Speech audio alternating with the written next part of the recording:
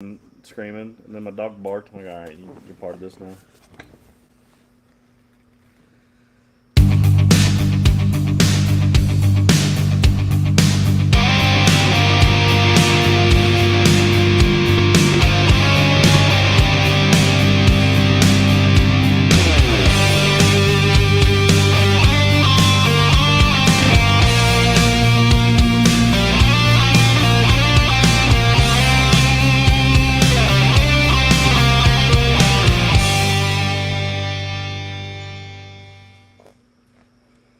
Back, guys, to another fun and fascinating episode of the Forever Broken podcast, where we're asking the big questions like, what's Shrug Life mean? Who are, or wait, no, who came in Jack, Yeah, we still need to know who came in Jack. right? We still haven't figured that out. Who came in Jack? Eventually, we're hoping that is the life we live. I am, yeah, is David. What's up, guys? And with him, we guest tonight and a family member of one of the previous guests we've had a couple of times. Introduce special friend. Yeah, our little special friend tonight, Evan Pendleton, which is Ethan's younger brother. So, I've known him pretty much his whole life. So, sorry about that. But, Shoot, man. anyways, go ahead and tell the listeners who you are and what you do and a Yeah, little bit absolutely. about yourself. First off, like I was telling TJ before we started this, the intro to this podcast is pretty solid. So that's always a plus in my book. Some metal going into it. Like TJ said, my name is Evan Pendleton. Super fortunate to be on this podcast here to bring awareness to some of the mental health issues, specifically in my field of work, which is EMS. And I'm an open book tonight and happy to share anything with you all and have a good time. Hell yeah. So we look forward to it a lot. Who are EMS, and you've got like a whole different kind of aspect and look into this. It's nice to have somebody, I guess, that's not just firefighter, because we've kind of hit that where we've had a lot Just a few times. that have been pretty stagnant jobs, but we'll work on it. Next few weeks not being as busy. Hopefully, I'll get a few police officers and such on the show as well. But I am excited to have Evan here. We have a great time to ask him and pick his brain a little bit on everything. So, Yeah, absolutely. that being said, we are a mental health podcast. I think this is going to be a chance to actually get to help understand that they're not alone, and we are there to listen, and you don't have to go through this shit alone. You always have somebody there with you. I think it's a shame that most departments or a lot of departments, whether it be fire, police, EMS, whatever, don't have chaplains right there with them. They might have somebody they can call if they have issues, but let's be real, everybody knows that whenever we have issues, we're just built to and taught, brought up to just kind of bury it and deal with it on your own terms, or however you do that yourself. Where I think that most places should have a chaplain there, especially after any kind of traumatic event that you go through, and they come up to you and ask you, hey, how you feel about this? Like, how you doing? How's everything going at home? Stuff like that, because I feel like that would make a big difference. Yeah, absolutely. Yeah. Evan, you can probably you guys probably have like crisis team.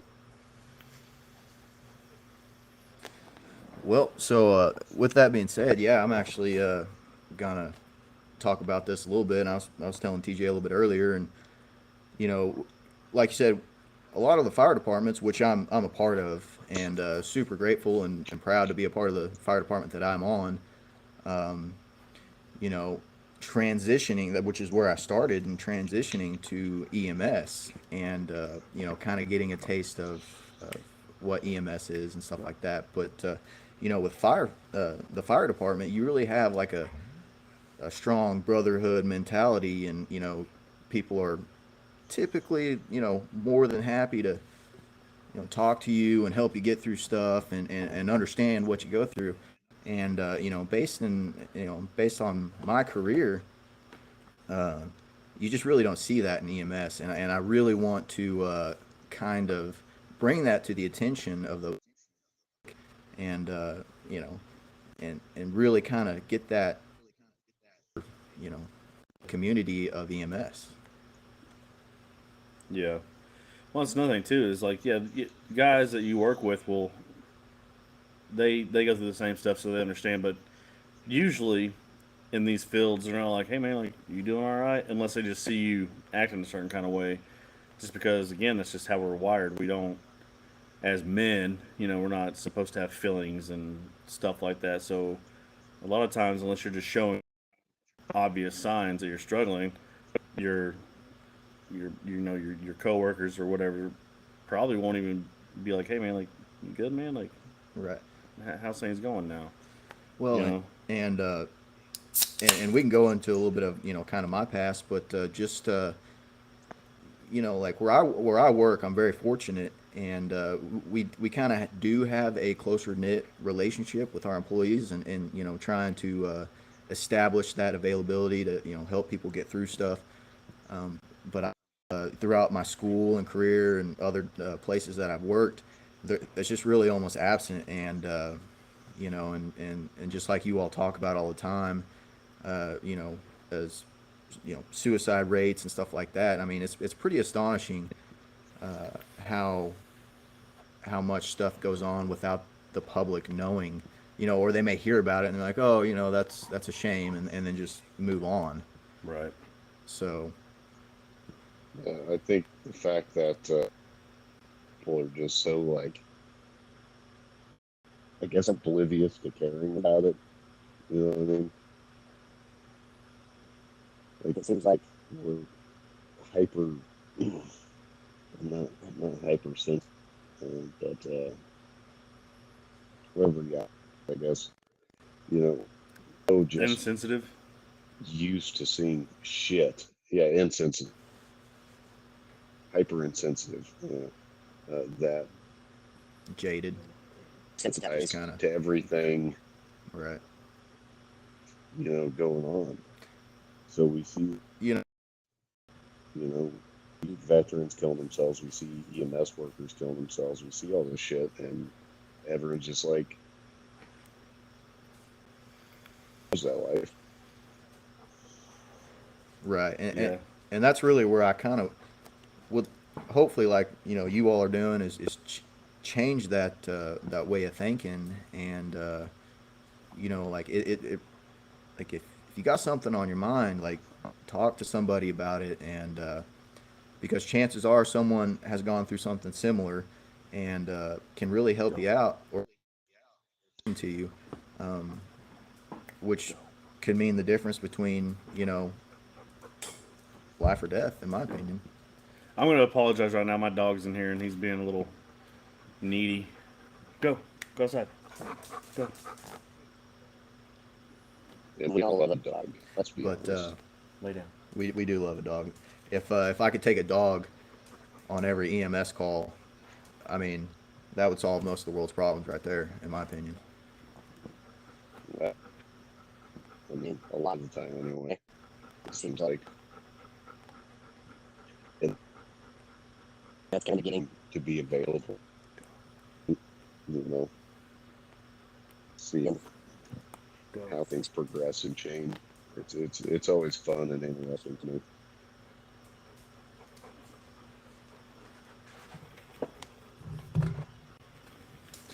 But So, No, if there's anything that you guys, huh? Go outside. God bless. Carry on. Right.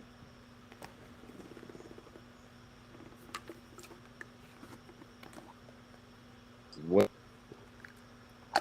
that you're dealing with in EMS, I guess, harder to deal with, or Yeah.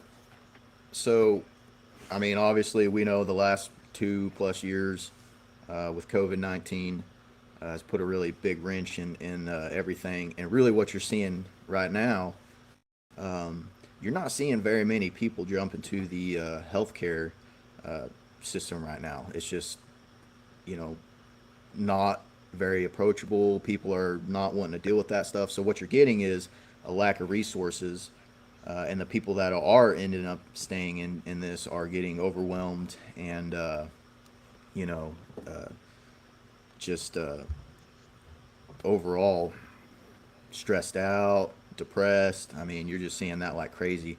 And we kind of talked about the National Registry a little bit, which is what most states and especially where I'm at here in Oklahoma, we get our certification through.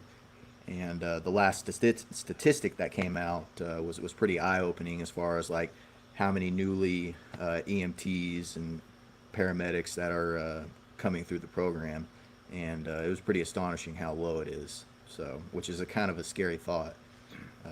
Yeah, I think we've touched on that Yeah. on a few of the other previous episodes. So, it's that makes sense. and and obviously, I mean, pay comes into effect. Everyone wants to get paid, but unfortunately, it's not the best paying career. And kind of segueing to the difference between the fire department and EMS. Most of the times, EMS services aren't set up with like a good pension, uh, something that is kind of worthwhile staying in the career. I mean, it's a lot of times it's a bridge to like RN or something like that. So you really don't have very many career EMS people out there. Yeah, and it's. I mean, and for me, it seems like if you're doing EMS, a lot that you love doing, because nobody's doing it for the pay. I mean, you're just not. But like you said, people are getting stressed out. They're getting pushed to their limits, and it's causing a lot of people to get burnt out. You know, like I'm sure it'd be super Yeah, eye-opening for people outside of EMS to kind of see the turnover rate and what it's like to live a day in the life of it. yeah, absolutely. And like a lot of people are kind of weighing their options. Like, okay, well, if I'm gonna make, depending where you're at on average, $50,000 to $60,000 a year making or working 48, 24-hour shifts, not being home every night and not getting sleep, or can I go work at some fast food restaurant or whatever, making the same amount of money and get to sleep in my own bed at night? And that Right. and frankly, that's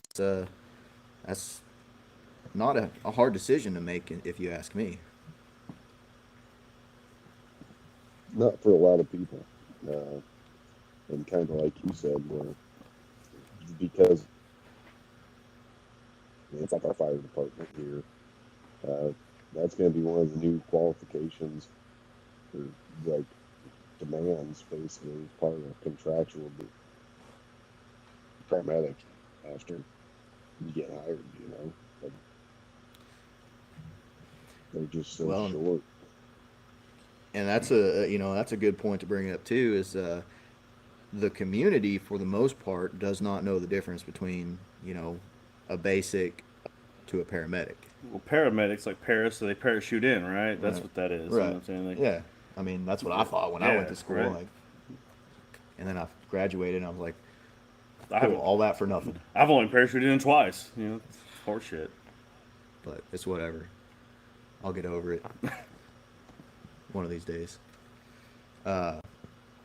But No, I love being a paramedic. It's stressful at times, and you know, kind of going back to it, I started out as a basic, and if you ask me, being a good paramedic is being a phenomenal basic.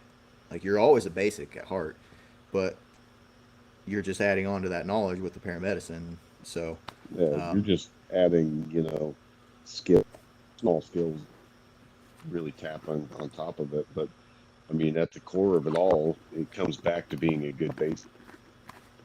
absolutely, there's some basics that have been a basic for many years, and I mean, I trust them uh, over a lot of newly certified paramedics. I'd rather work with a solid basic EMT. Yeah, absolutely. Yeah, I can relate to that. I can understand that. you Yeah, know, I was and do the same thing. So I get it. Well, that's kind of it's a strange job field when you really break it down and think about it. You have to have of I don't know, empathy for people. Um, you have to have it in your heart to really want to help people. It's not just a job. You know what I'm saying? Like there's a difference between Right.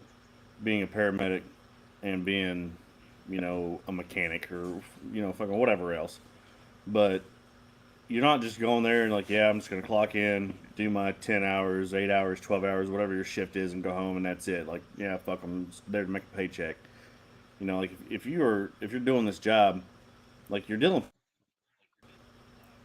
and I don't remember who said this. If it was maybe Gil when we had him on, um, you might not think that it's a big deal to you, but when you're on that call, that's a very big deal. Like that's like a very huge deal in these people's lives at that time. Yeah, You it's know. something that we had always been told too. I mean, exactly that. I mean, just because it may seem annoying to us at the time, this that they Pat that Yeah. they're calling you. it's an emergency. To them.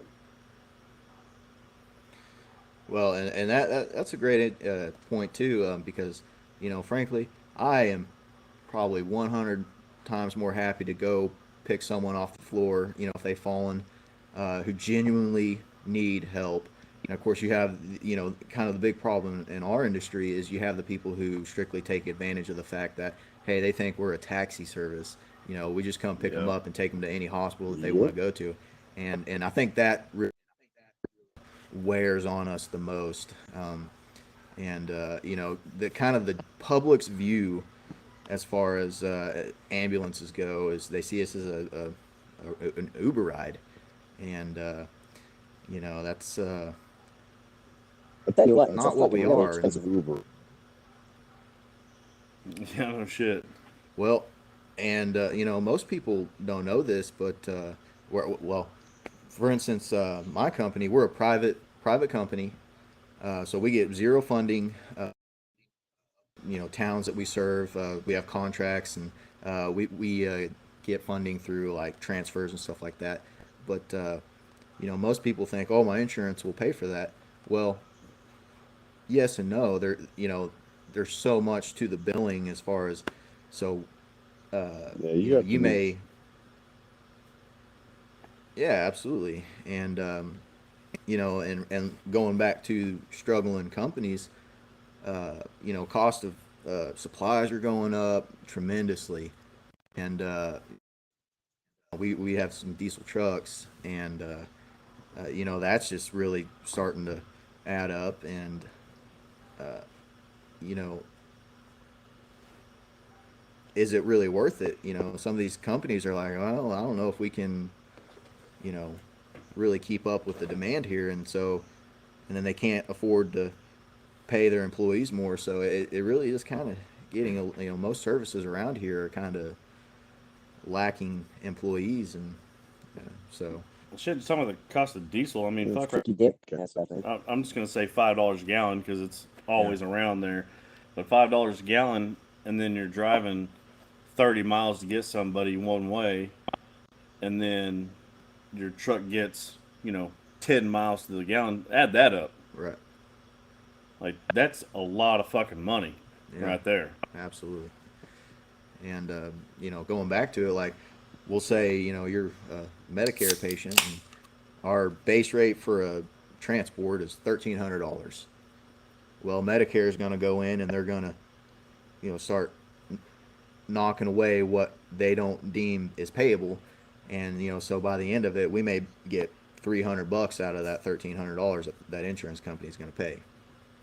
So, with fighting with insurance companies, and I mean, it's Yeah, you covered your fuel to go get them. That's it. that's it. Yeah. But That's actually the job I think I would want we less love- than. Being a fucking CNA. Like, I think I would hate to be the, like, our lady here, I love her, but she's super good about companies, but I would hate that job.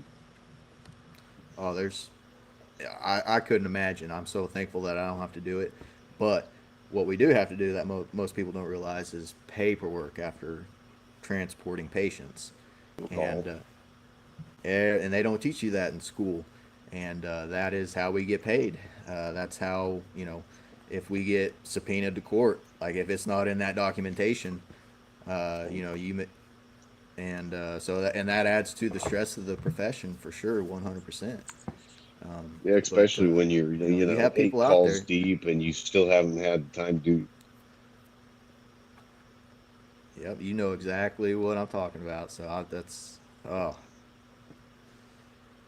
Bro, it's a struggle, man. Yeah, because in your tails for All that you had that day, and you're just like, God damn, is that? well on top of it's just not a healthy profession. Like fitness isn't really promoted. Mental health. It's not pushed on you guys to to stay fit. You get a call, a transfer at 3 o'clock in the morning. You're going to stop at On Q on the way back and get you, a 44-ounce Dr Pepper and whatever you can do to. And a hot dog that's fell on the floor 3 times. Yeah, there you go. So, so now you top unhealthy living on top of lack of sleep, crappy The hours. stress. Yep. Well, it's a good thing you're a man, so just fucking deal with it, Hey, I'm trying. Just fucking man up. Which is the stigma we're trying to do away with here, which is why we have this podcast, people. I'm all about It's, getting people to, if they need help, here I am. actually just, I mean, it is crazy. I always thought it'd be fun. Yeah, because we did 24-hour shifts. I always thought it'd be fun to do a heart rate monitor that night When the tones go, Ooh. the amount of stress that gets put on the heart every time, the Yep. tones just fucking going off like that. because you're going from like 50, 60 to 120. Yeah, like at the snap of your finger. Like, I mean, right then. So, I was going to ask you earlier, and Interesting. what you guys just do McLean County or Yeah, so I'll just shout out. I work at Wadley's EMS. We're a private-owned company. Super great company to work for. Got some really good employers, and but where we're at, we cover mostly in McLean County. We have a station in Stratford, which is in Garvin County, I believe, a little bit further east, and then we also cover the town of Wynnewood, which I don't know if you're familiar with. Joe Exotic is where Wynnewood's at. So we have quite a bit of coverage area, and we run 2 full-time trucks. If we got enough to staff a 3rd truck during the day, we'll also run that as well. how many shops do you guys have? Just that one in there? And We've got a Purcell station, and then we also got a Wynnewood station. okay, all right. So you got 2 stations in. That's a pretty damn big area, Yeah. I don't know but but it's a lot. it's a lot. Oh, we also run parts of Cleveland County as well.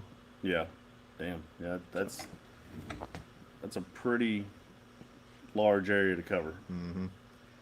But we do it. You call, we're coming. Yeah, It may take us a bit to get there, but Do you guys ever work with who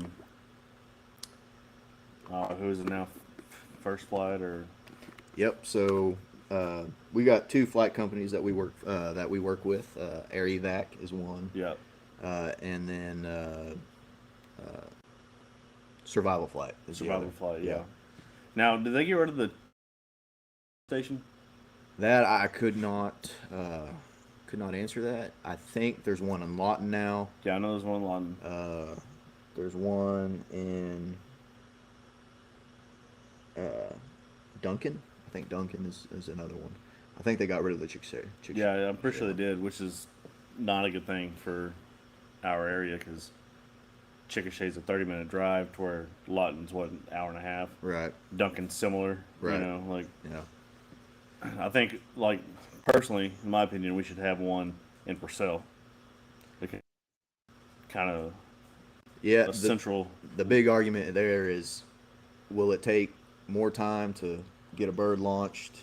Are you saying Station 1 in Purcell? Yeah, for Keep one in Purcell? for Survival Flight. Yeah. Or, whatever company. Right. But I'm just saying, like, a medevac. I guess we're kind of in this weird area where we can get someone up to OU, like, because typically if we're flying somebody, we're getting up to the trauma center, right?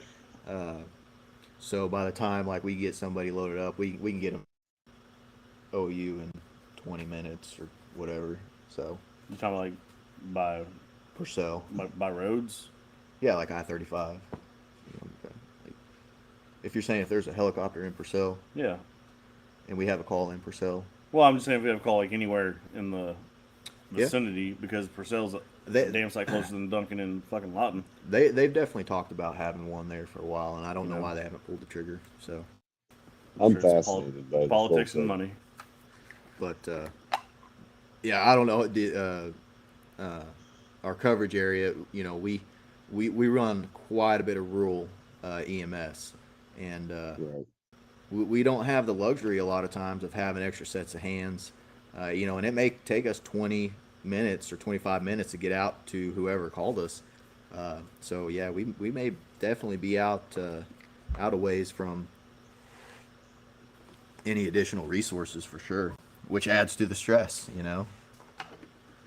Well, I will say, like, you guys are pretty damn good at it. I don't know if y'all get the call before we do or what, but I'm on the Washington Fire Department, and shit, I live, I don't know, like maybe 300 yards from the fire station, Yeah. and I'm going to the fire station, get in the rescue, and head out, and I'll either get there like 5 minutes before you guys do, or right at the same time. Right.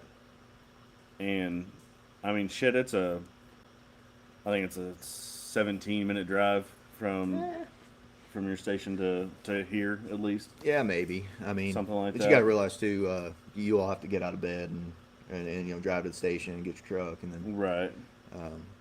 so So I'm pretty impressive response time.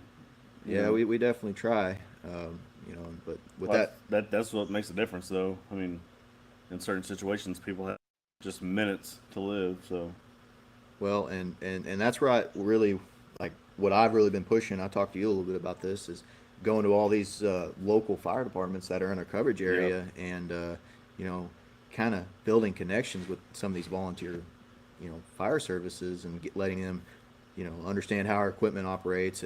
And if you all want to help us out, like, we're more than happy to have that extra set of hands. well, that's what the volunteer fire department's for, is to Yeah. help you guys. Like, that's the whole reason we go on these medical calls. Right. Is to assist y'all. Right. You know what I'm saying?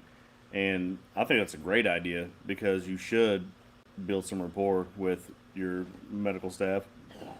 Also, the more you know the people that you're working with and stuff like that, you're gonna build some camaraderie there. Oh, I'm all You know about what I'm saying? that. Yeah, for sure. So, and everybody knows it doesn't matter what job you work in. If you know somebody and you like that person, the workflow is a lot smoother and a lot easier and more efficient.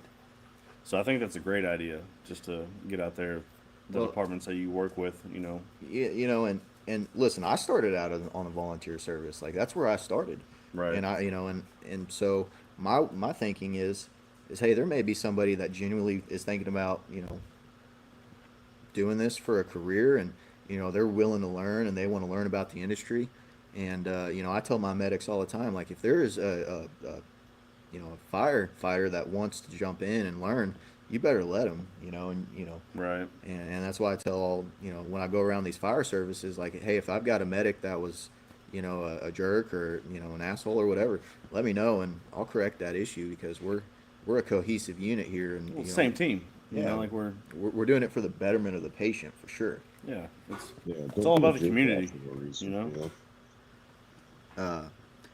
Now, were you worked in EMS? Were you a fire based service or were you private or hospital? We were city, Okay. so we were city fire, city EMS. Used to do transports. They gave that up. Now we have a private company here that does transports. Yeah, sometimes those hospital inter facility hospital transfers they can be grueling for sure. Yeah, and I did that for a little bit as well. Um, you know, I just it wasn't the EMS side of it. I've lived and breathed the emergency medical side. Right. I love I love the stress and because I have this weird like I don't I've had talked to many doctors, but under extreme stress, I'm great, cool as a Right. cucumber. Right. You give me a little bit of stress, and I freaking lose my shit. Like I just turn into a full retard as soon as you add just a little bit of stress, and it's just little small stuff, just nitpicks away. You can't deal with it, but you throw somebody in my lap. Yeah, cool. All right, I know exactly what to do. You know, Right. Well, and that's since I do a little bit of teaching at the community college up in Oklahoma City as well, and I try to let some of these students and even the people that I work with, I'm like, not one single person is the same person. Like you don't have to do things the exact same way. Like you're an individual. Like you have things that you process things differently. You may be really good at medications, and not so good at like intubations and stuff, and or vice versa. And to me, I think a lot of people struggle with that. Like, oh, I'm not, I'm a failure. I'm not good at this job. I spent all this time in school. I don't feel prepared. Um, and I think that right there, they'll get their first serious call and they'll just right off the bat. I mean, they're just kicking themselves, down. And I'm like, hey, like I've been doing this for 7 years now, and mistakes happen, and we just got to be absolutely. there. We got to be there for each other, and it's in those moments that you know we got to help each other up for sure. You can't be perfect all the time. And that's like what you were saying earlier, where having a great EMT, you know, where it's just like they're they're cool, calm, and collected because they don't have the added stress of being the paramedic as well. Right, And they can kind of sit there and be like, hey, I've been doing this with you guys for this long, I kind of know they know what's going on. right. Like 90% of the time, they know exactly what we're doing, why we're doing it. And they'll kind Right. of every now and then be like, hey, you remember to check this or that?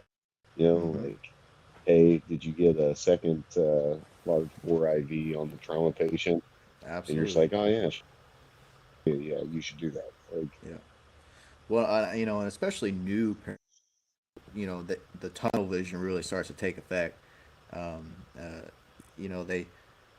they keep adding more, uh, you know, stuff for us to do, more protocols and medications that we got to give. And well, if we right. give a medication, we got to worry about contraindications. What happens if we give this medicine?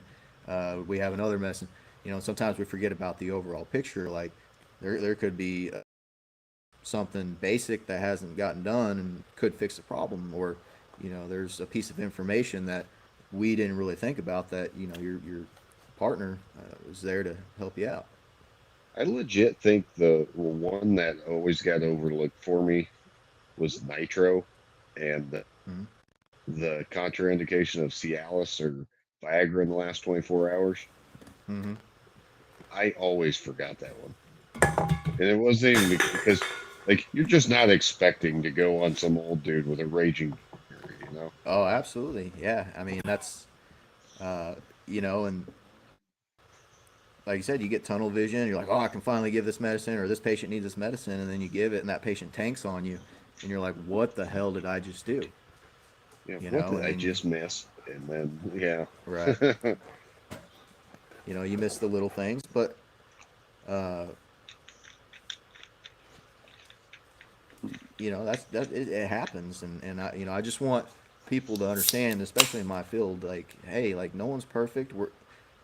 I was told, like, we're always trying to make the patient better. Like, don't make the patient, or we're genuinely there to help them out, and because I think sometimes the community, we get patients who get angry with us because we won't do anything. Uh, you know, the community expects so much from us, and it's hard to deal with when you have a you know patient that doesn't want to cooperate with you or is treating you like shit, and you start to think, well, why should I help this patient?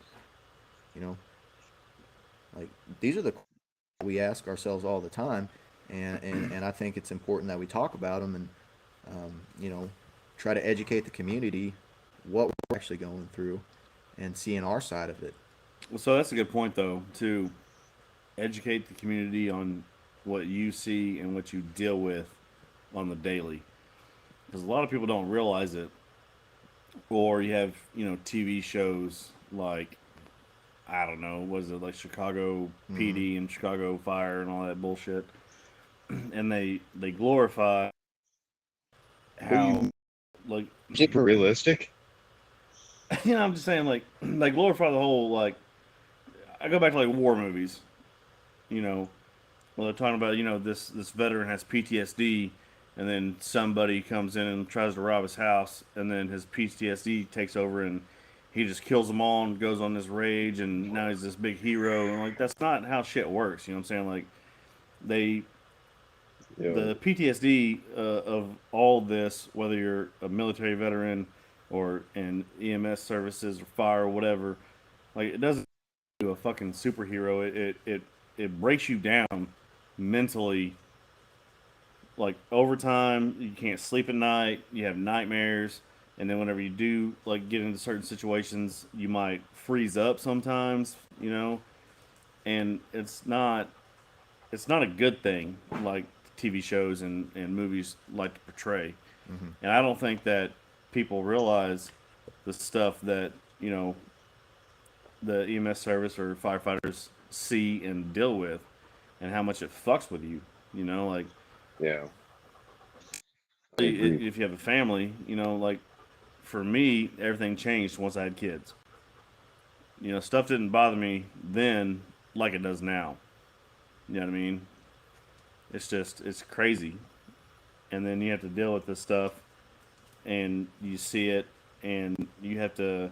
There's no real outlet. It goes back to, a lot of departments don't have chaplains, like people that come and check on you about it or whatever, and you don't really have an outlet. You just kind of have to figure out how to deal with it yourself, which is a Well, and problem. that comes back to some of that shit from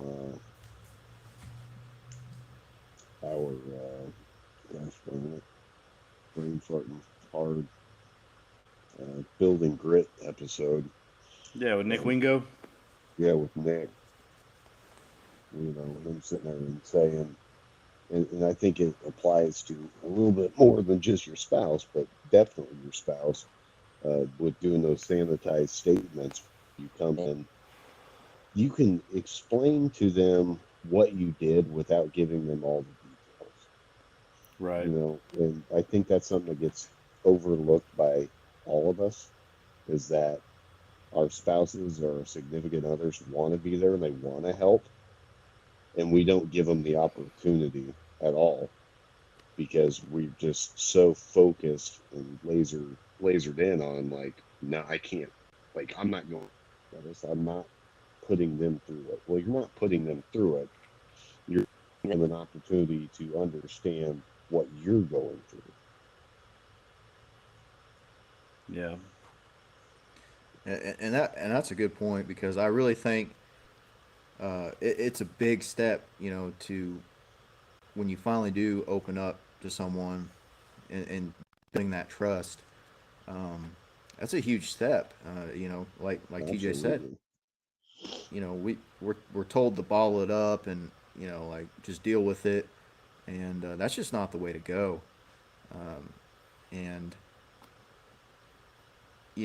kind of going back to what I dealt with, still to this day, I'm getting better about it. Is like people come up and they don't really know about what you do, or but the first question they ask is, oh, what kind of crazy stuff have you seen, or I bet you've seen some crazy stuff, or what is the worst thing that you've ever seen, and I would want to respond, oh, you want me to tell you about a time in my life where it probably was the shittiest part of the day, and describe in detail what I saw, what I did, how I was feeling, you know, to someone that has no comprehension of what that is. In reality, they're just generally interested and want to know what you're doing, and that's trying to see that from their perspective is difficult a lot of times. But fuck those Yeah. people at the same time. Like, get your fucking shit figured out. Quit asking those They're the stupid ass same, goddamn questions. they're the You same know, like, people with vets where they're like, did you kill somebody? oh, how many people did you kill? Right. You know, I fucking hate that. Yep. You know, how many people did you kill? I'm like, well, that depends. You're talking about, like, men with children. Like, just tell you about all my fucking emotional, you know, All the worst times of my fucking yeah, life. what I was going through, um, and it's hard to come to terms with the fact that, hey, it's this moment that, yeah, maybe I should probably talk to somebody about this stuff. Uh, you know, that's just in my opinion. Yeah, absolutely. That's why I always try to ask a little bit lighter questions. Like, I'm always just like, what was the funniest call you've been on? Oh, yeah. There's there's a lot of those stories you can come up with. I'm sure you have probably more than I Because do, but it elicits a time in your career that you were having a good time, Right. not, It, you and know, the shitty times in the career. that is important, because in this industry, you definitely, not most of the time it's not balls to the wall. I mean, you're going on your BS, frequent flyer, uh, you're going on someone who, to them, like you said earlier, is the worst day of their lives, but you show up and it's a stub toe or something, like, Yeah, and I've been doing this for so long, I'm more than happy enough to take those patients to the hospital. Is I will do that any day. I will take whoever to, you know, than dealing with traumatic, injuries and all that nasty stuff that we deal with. So yeah, you're radioing in. You're just like, we're bringing in a patient, high frequency, low acuity. yeah, absolutely. Like, you don't have to do anything. You just sit there and talk to them, and uh, you know get to know people, and that's a big part of our job, is talking to people while we're working. But when we're not working, we tend to not talk to people, tend to bottle it up, right? Exactly. So it's kind of a weird dynamic when it comes to the industry, and um, you know, it's interesting. Talking goes so far, and I don't think most people recognize that. And that's something that I've just kind of been kind of watching and understanding more and more as I grow older and older, but just watching how you can change somebody's day just by asking them a simple question, for the good or the worse, you know. Right. It, it's crazy how much just having that conversation, having interaction will make or break something. Well, and again, I keep harping about my company. We're not like a big company, so we've got kind of a smaller knit group of employees who we know each other and we build relationships. We're not like a big, massive, company that runs hundreds of employees. So where those companies, I really do. I'm kind of concerned because I'm like those people, they're not getting what we're getting, and I really am concerned about that, and so I wish everybody in this industry had, you know, a good a good boss to work for, and the money was great, and everyone got along. That's not the case all the time, but kind of have that brotherhood mentality of like, hey, we're in this together. We're not just another person that shows up, clocks in, 12 hours later, leave, go home. Right. And I think another thing too is like you guys have like that sense of community, because you guys where you work is the people you live with. right, You know what I mean? So, as an example, like Oklahoma City being so so big, with so many people or whatever, working up there, like you go on calls and what are the chances that you run on somebody that you know right, or somebody that is like your buddy's family or. But here, that's very likely. There's a very good chance that you're going to run on a call of either somebody you know or somebody you know of. right, Which right, is I think makes that it's a little bit more personal. To you guys and which I'm not saying that if you don't know them, you're not going to try as hard or try to help them any more or less. right, But it does make a difference. right. You know what I mean? And Well, then you these people see you doing this, and that's what they perception of your company. You know what I'm saying? Like how you handle yourselves or whatever while right, you're there. So there is a little bit more of hey, like I have to be professional while I'm here because there's a solid chance that the people that I'm working with mm, at this incident right, is going to know my boss or people that I work for and or people I work with and stuff like that. right. I mean, definitely working in the community that you serve has pros and cons to it. Right. Uh, I mean, I'll tell you right now. Um, I mean, I cover my brother's house. My service covers, Yep. and I definitely want my medics to be uh, competent and know what they're doing, and I strongly am very confident that they do, and my parents are not that far away as well, and and so it's a terrifying thought, honestly, to but I'm also not living. I'm not. I don't know how to word it.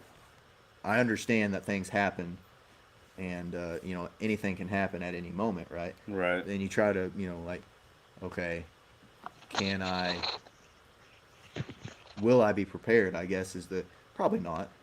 Yeah. Probably Well, not. a good example was a few months ago when your brother tried to cut his arm off with that damn ankle grinder. Oh yeah, Like yeah. That so that's a funny story. yeah. Now it is. Yeah. Yeah. I know. Yeah. So I was at the station. I was working a truck, and Tones called, say, respond to our local hospital for a emergent transfer for an arterial bleed.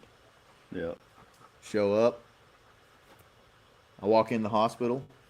They say, hey, do you have a tourniquet?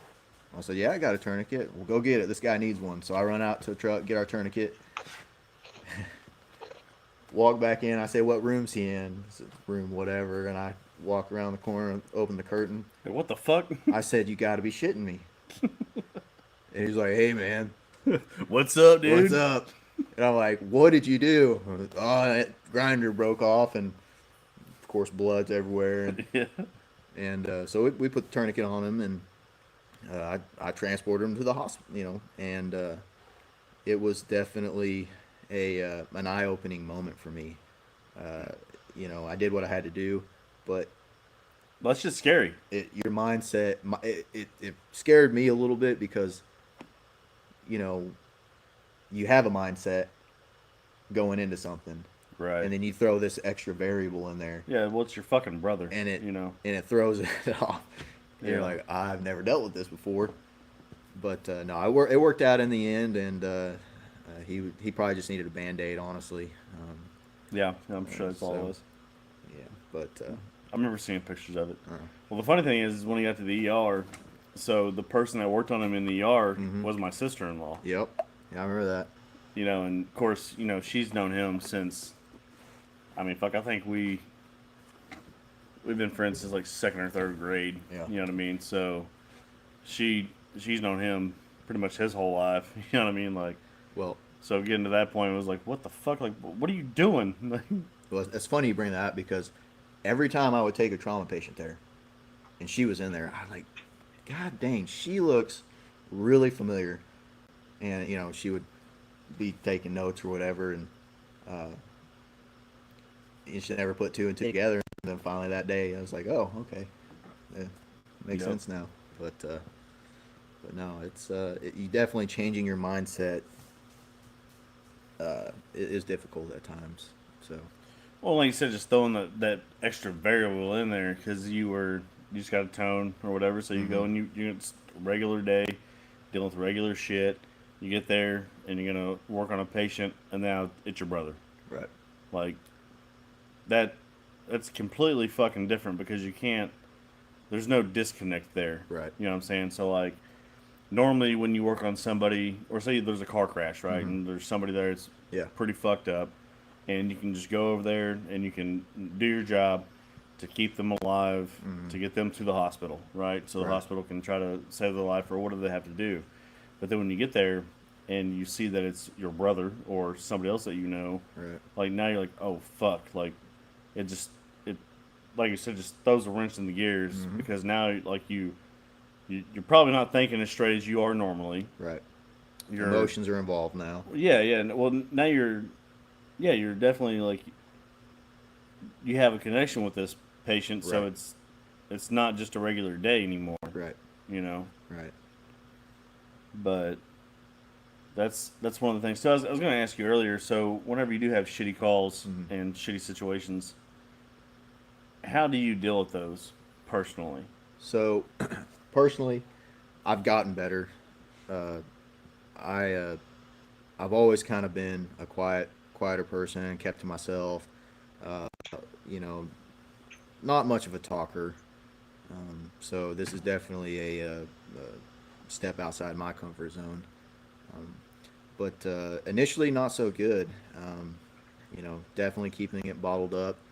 And, my biggest thing was finding somebody to relate to that I could communicate with on that level. Someone that had some sort of understanding of what I might be going through. Right. And that was hard at first, and so, I'll be honest with you, for the longest time, I struggled, and pretty dark places. Definitely did not want to be social. Right. I wanted to be at home by myself, which is not the appropriate thing to do, in my opinion. No, I agree. Sitting there with your thoughts. So, I think me, growing up, I'm very fortunate. Had a, awesome family, Yeah. and we've always had kind of a mindset for being physically active, and so that really has helped me out quite a bit. But initially not so good. But over the time, getting to know people and building connections and building trust with people has helped out a lot too. So, Yeah. but there are definitely still dark times. Um, you know, I think a lot of us have the feeling of failure, Yeah, that's natural. and you know, one of the biggest things that I dealt with was, you know, feeling like a failure, and you know, also being alone. You know, feeling like you're alone, and not having anyone to turn to.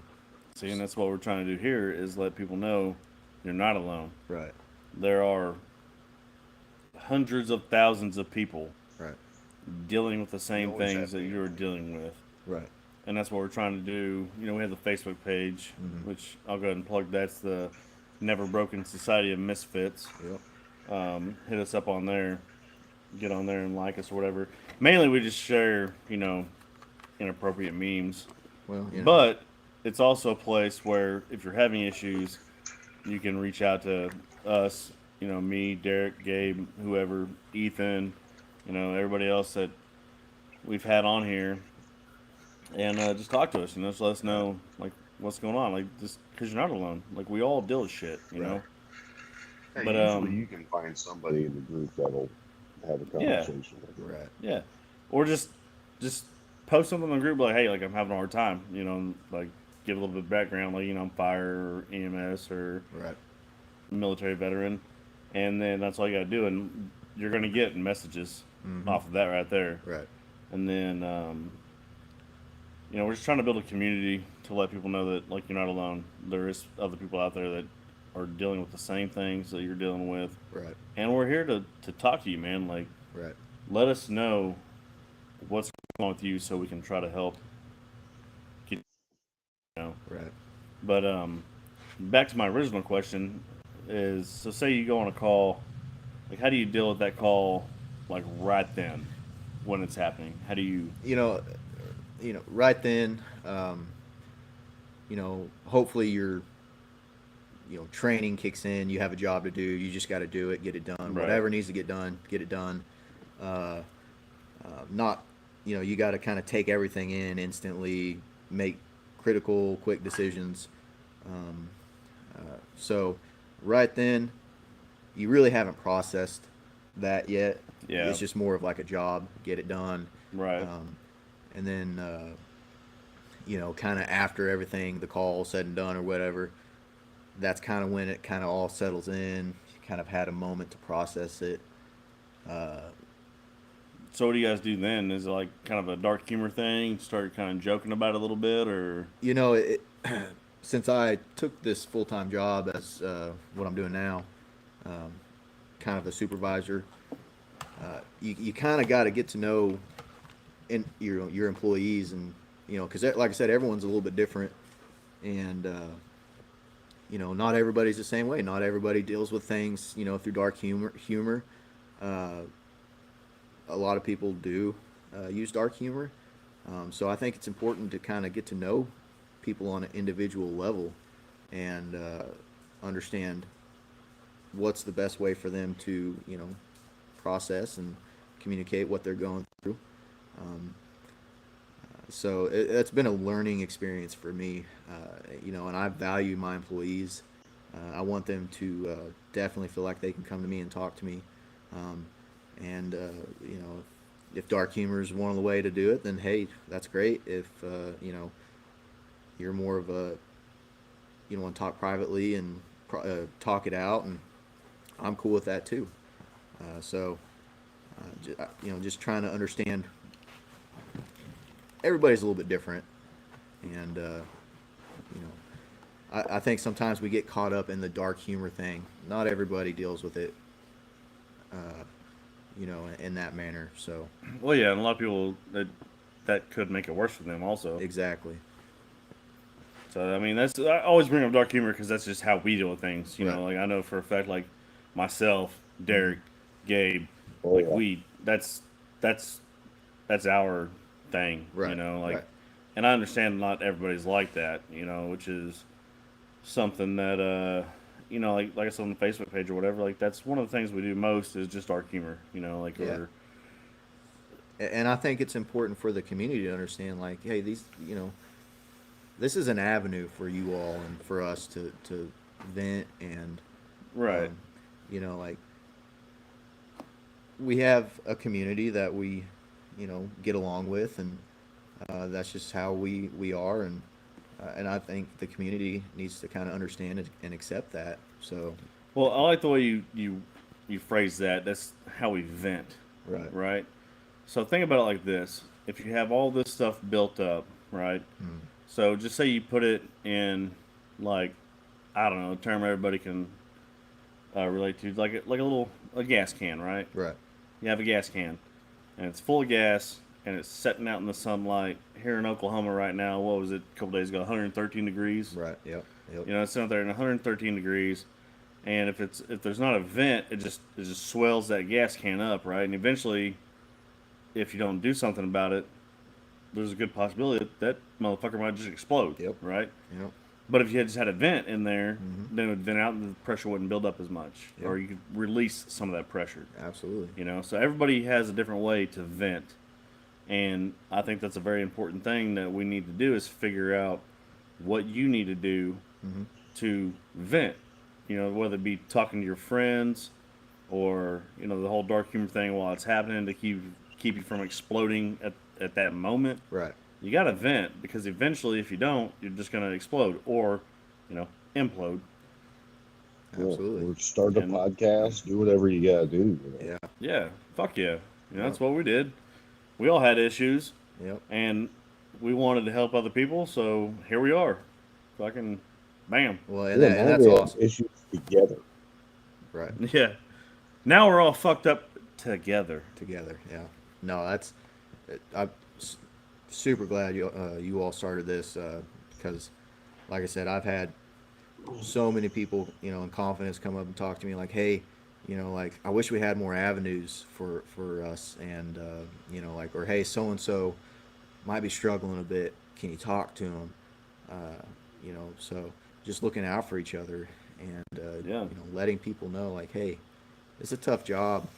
You know, like I said, we got to be there for each other because we got to be there for the community. If we're not there for each other, we can't be there for the community.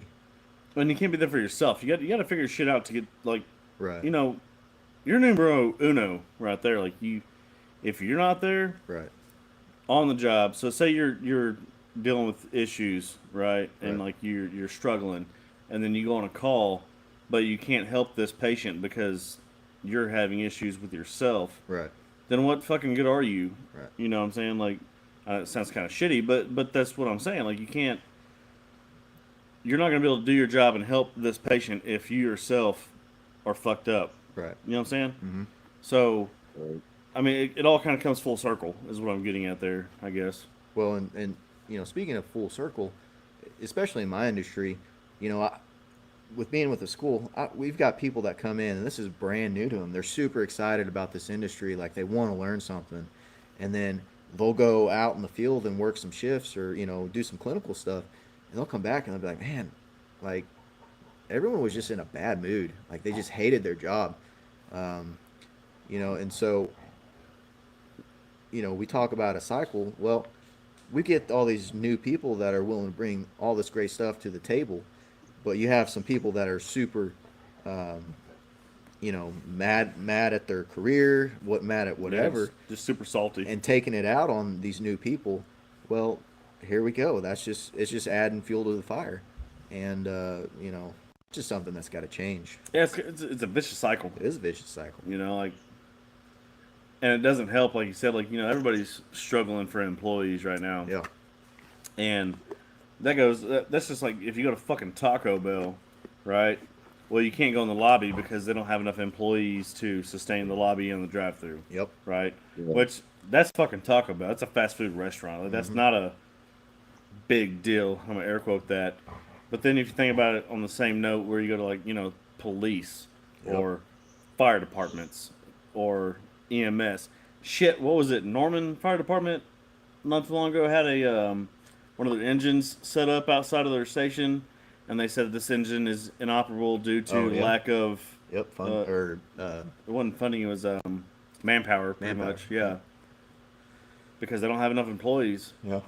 The fucking and Norman's a pretty damn big town. Mm-hmm. You know, like it's what, probably the third or third or fourth largest city in Yeah. Oklahoma. Yeah, it's all blending to one. You know, Yeah. I mean everything. But Yeah, I you're mean, right. it's a it's a outskirts of Oklahoma City pretty much, Right. and they have they have this engine sitting out front of their fire station because they don't have enough employees to run it. Mm-hmm. So It's think just about the wild. difference between you can't run a Taco Bell compared to you can't run, a first responder Yep. industry, whether it be, like I said, fire, police, EMS, whatever it is. Yeah, absolutely. Those are essentials. Like, that's what, if I'm in an emergency, I'm not going to call Taco Bell. You know what I'm saying? Like, Right. Well, You might. yeah, it depends mean- on the emergency. I mean, Oh. you can't go wrong with Taco Bell. Yeah, yeah. Yeah. Well, and Oklahoma is Really one of the largest Okay. states right now for medical marijuana, and I say medical Yeah. very loosely. You get Lose. Those are fun patients to run. yeah, you get I wish You- we had treatment for that. you Like, get- here's some Doritos. yeah, right. That'd be great, dude. Yeah. That'd be awesome. Yeah. Man, I got a whole case of Pringles. Yeah, man. Fucking, we are good to go. It's got a whole We are box of stocked and chocolate chip locked. cookies. Yeah. And then we got some chicharrones. Have TV up in the corner of the truck. You know, have Hell some, yeah, some Rick and Morty or something. Rick and me, yeah, South Park. South Park. I mean, I would definitely. That would be a career changer right there. So, but It would. That'd save some lives, wouldn't it? Or at least make work a little bit less boring some days. Yeah, a little more bearable. I always tell people like, hey, you're more than welcome to, come out and see what we're all about, just to kind of get an understanding of what we do. Kind of the interventions that we do, because, to be honest with you, a lot of people don't know how,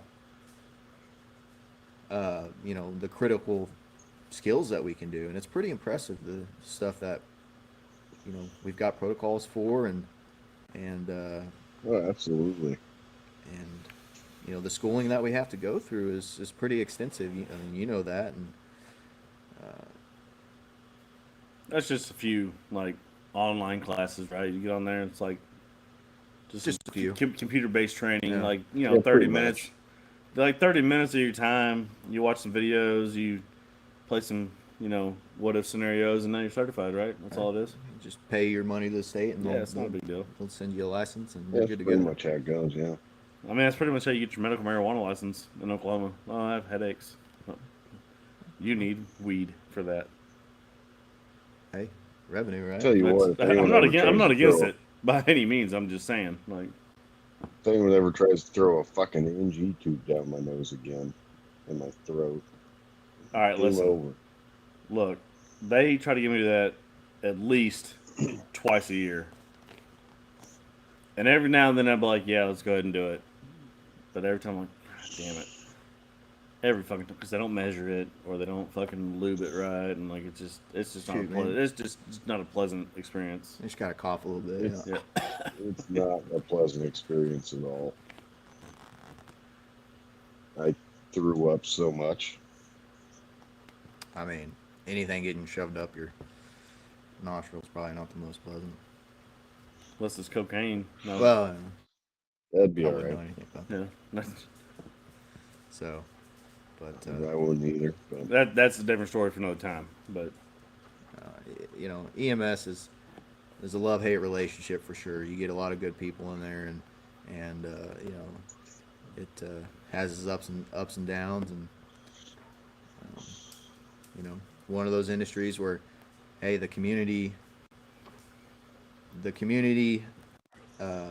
needs the service, and one of these days it may not be there.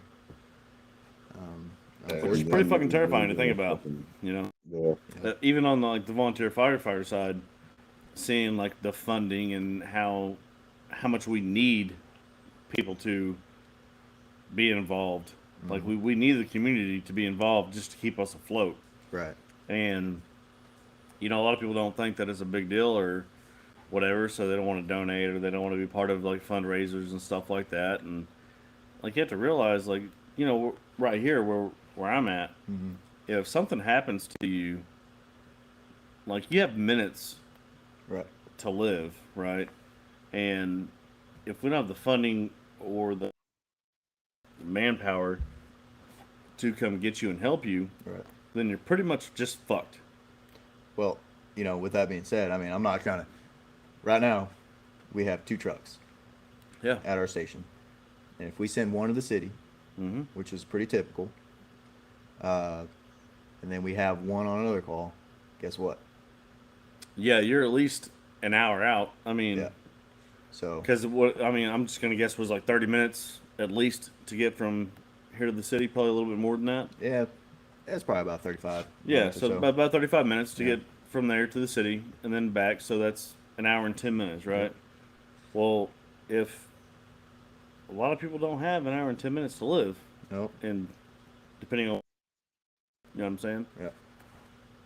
that just proves my point right there. Like no one wants to be involved with it Mm-hmm. and donate or be part of the fundraisers or whatever, and pretty much you're just fucking yourselves.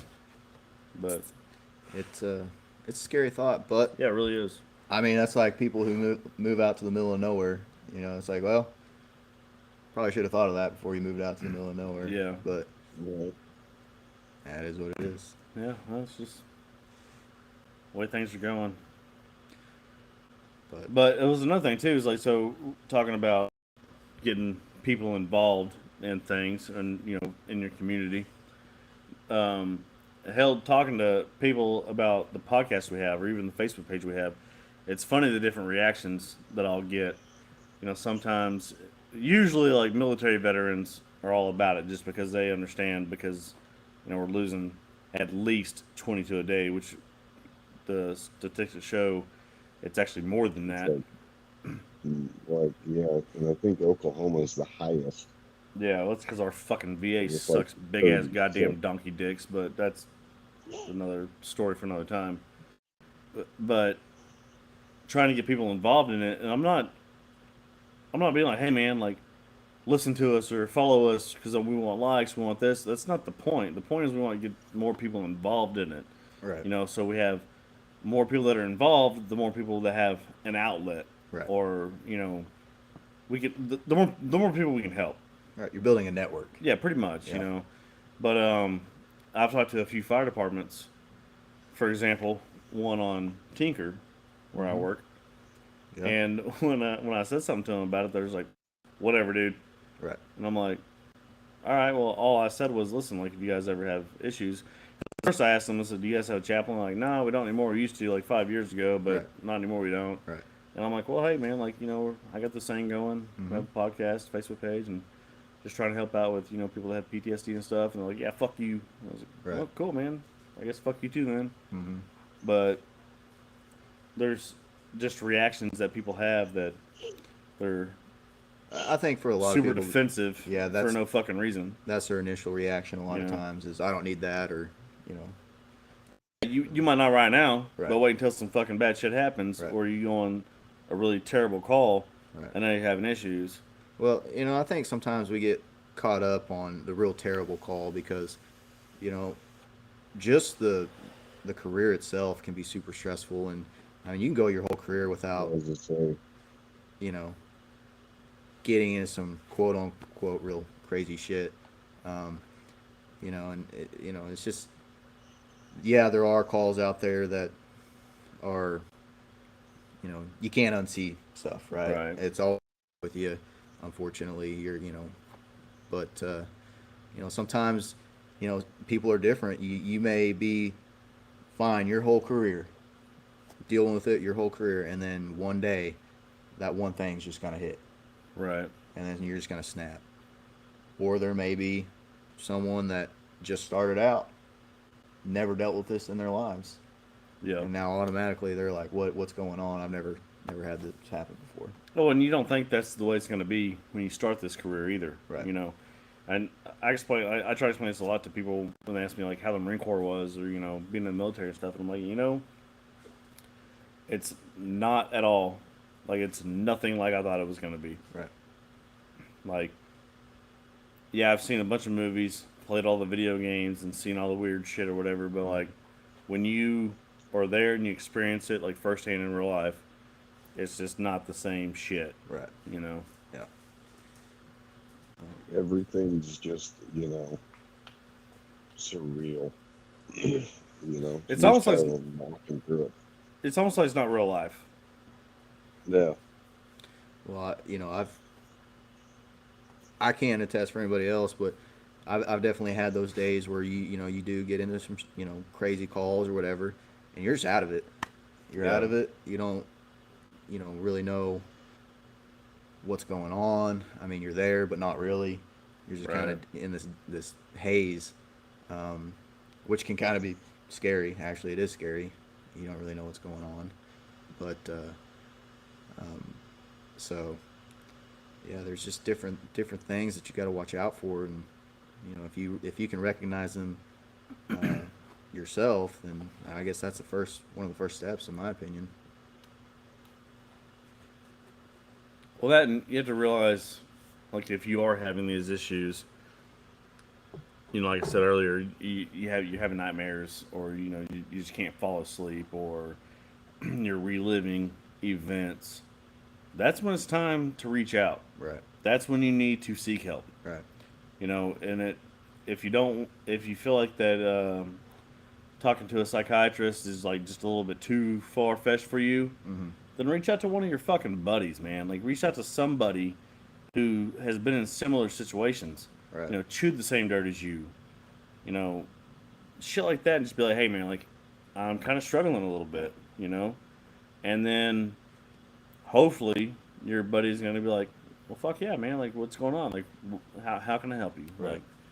Like, or just, I mean, even just talking about it, like, so if I just come to you and be like, hey, like, I'm struggling with some shit, and like, like, yeah, we're different sides of the spectrum here, but like, you're gonna listen to me, Right. You know what I'm saying? So like, well, here's my issue. This is what I'm dealing with. Like, yeah, fuck, man, like, Right. and then you can come up with some way that you can kind of relate for like your experiences. You know what I'm saying? And believe it or not, like, that is a fucking huge deal. Right. I've seen, like, through the VA, I can't even count the the number of psychiatrists that I've had to talk to or needed to talk to or whatever, and they just, it's a job for them also. So they just kind of go through the motions, and they get, like, they have a little checklist they ask you questions Right. of or whatever. Right. But But then just talking about it, just venting about it, like we talked about earlier, to somebody else who has similar, experiences, makes a fucking world of difference. Right. You know what I mean? Absolutely. And I always feel way better about, just myself and my situation after I've talked to somebody. Right. But there's a lot of people that are too proud, or they're too manly, or whatever you think it is, to talk to somebody because you don't want to be seen as weak or as a coward or like a little bitch. Quit being a pussy, suck it up. Right. That's what we're trying to get away with here. Like, we're trying to do away with the whole Get away stigma. from Like, it, men can't have emotions. Men can't cry because you're just a little bitch or whatever. That's not the fucking truth. Right. It's not. And that's why everybody's fucking killing themselves right now. And it's a huge fucking problem. Right. Across the board. Absolutely. Not even just like fire, police, EMS, military veterans. Like, fucking everybody's doing it. Yep. Everybody's killing themselves. Yep. And it's terrible. That's what we're trying to do away with that shit. You know what I'm saying? Well, and it's a scary thought to think, when those thoughts start coming in your head, like, what if I actually did this? Or you're in a moment and you're like, okay, I'm having these thoughts now. This is really scaring me, and you don't want to be in that situation.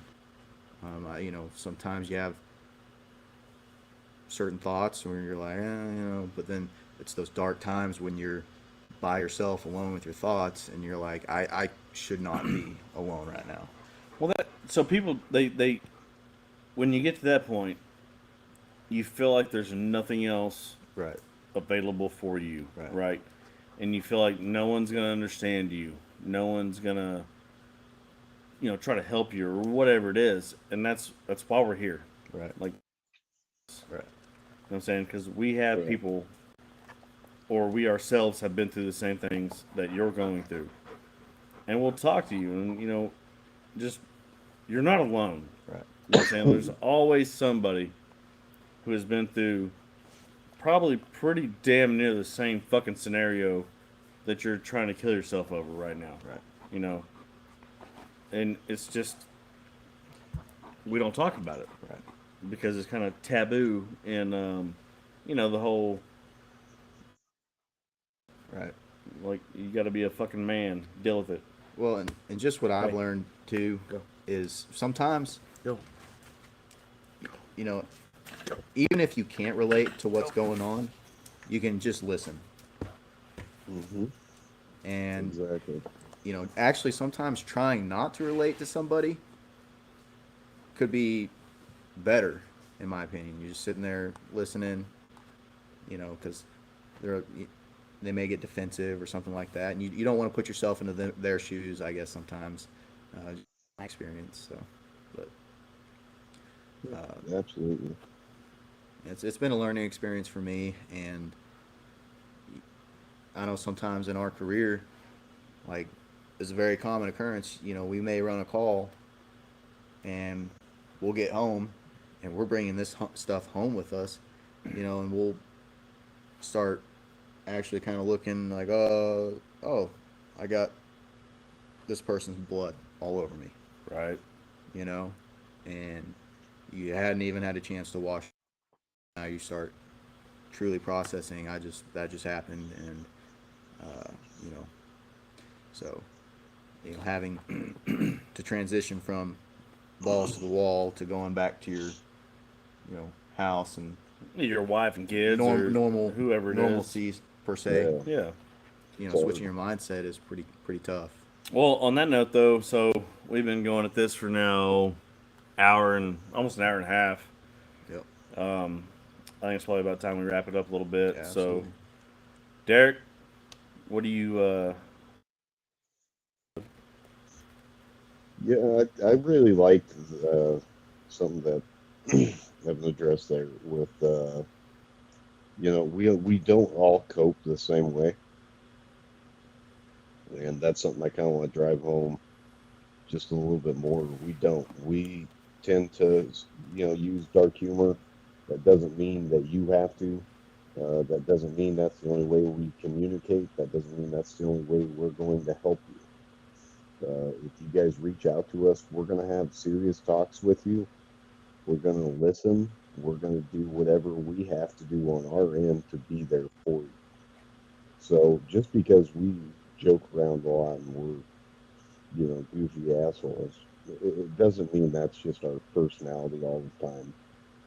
When shit gets real and when shit's serious, we're going to be there for you. So don't be afraid to reach out. We are lighthearted people by nature, like by just natural traits, and that's how we are. But we have it in us to do whatever we have to do and whatever we need to do to help. So don't be afraid to reach out. And like Evan said, I mean, we all cope different. Cope how you have to, and let us know what you need.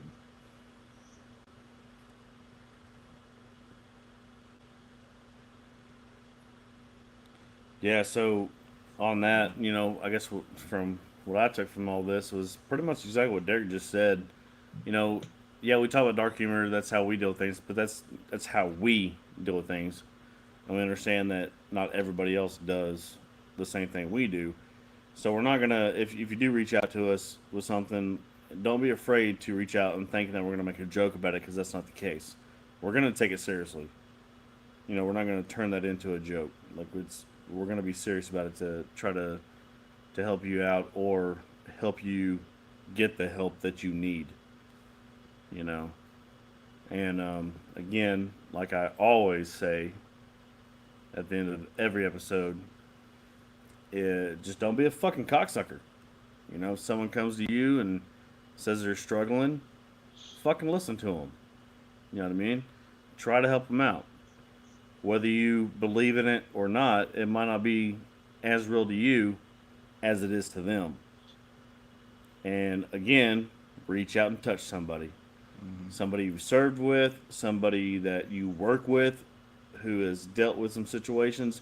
Maybe somebody you've seen on Facebook that always posts stupid ass memes, but they haven't posted in, a week or two. Just hit them up and be like, "Hey man, what's up? How you been? How's things going?" You you never know, that might be the difference right there, because they might be struggling, and just the fact of you reaching out to them might change their fucking mind. Yeah, So absolutely. that's Reach out and touch somebody. yeah, reach out and touch somebody. Evan, Well, firstly, thank you all for having me on this podcast. It's thank you for being part of it. a huge honor. This is a step outside of my comfort zone, but I understand now that you know I got to be a leader, and I've got to be someone that kind of is going to be there for other people, and for me to do that, I have to be willing to um, deal with it myself and set the example. And I feel like this has been a great way for me to do that.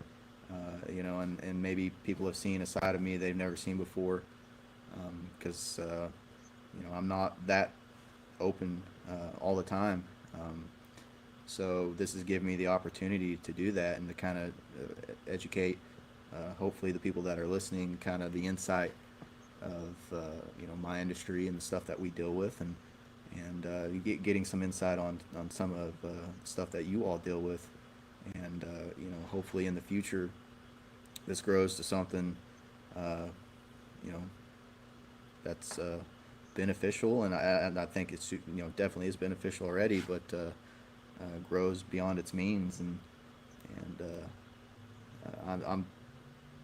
I'm all in, so huge honor. I appreciate you guys doing this, and anytime you want me back on, I'm available. So thank you Oh all. yeah, I think we definitely need to have you and your brother on for a drunken's. I kind of promise stories. I'm not this serious, Yeah. So, I think that'd be made for a great show. well, maybe. Yeah, I think it'd be a great time to. Or we can just film it and you guys just fucking throw down. I have a wrestling match. See that? I don't know. Yeah, there's a wrestling mat right there. So we might just have to film that. Hell yeah. Pay-per-view that. Hell yeah. No, Yeah, but thank yeah, you that's guys. what I'm talking It's been a privilege. So you No, guys thank you, man. you're doing a great job here, and glad to be a part of it. Me too, man. But I guess that being said, thanks for tuning in. Check us out on Facebook on the Never Broken Society of Misfits.